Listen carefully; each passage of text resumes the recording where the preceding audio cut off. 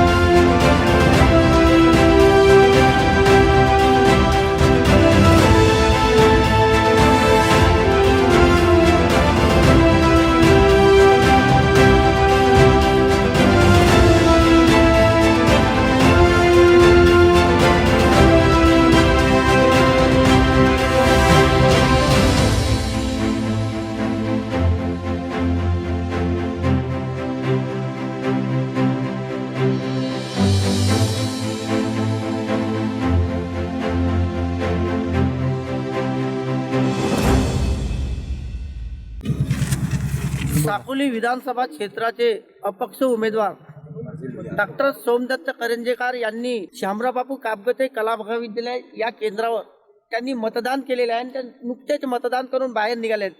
Sir, Asian न्यूजमध्ये आपलं स्वागत आहे. काय सांगाल, आपण मतदान केलं, आपली काय प्रतिक्रिया आहे? हो, आज सकाळीच लवकर इथे मतदान केलं. हा लोकशाहीचा पर्व आहे. पूजनीय डॉक्टर बाबासाहेब आंबेडकरांनी आपल्या सगळ्यांना जो घटनेतून हा अधिकार दिला आहे त्याच्यापासून कोणी दूर राहू नये आणि सगळ्यांनी हा आपला अधिकार बजवावा आणि लोकशाही बळकट करावी. शेवटी आपला विकास, आपलं भविष्य आपल्याच हाती असते. त्यामुळे सगळ्यांना आव्हान करतो की आज लवकर निघा घरून आणि आपला मतदानाचा अधिकार बजवा.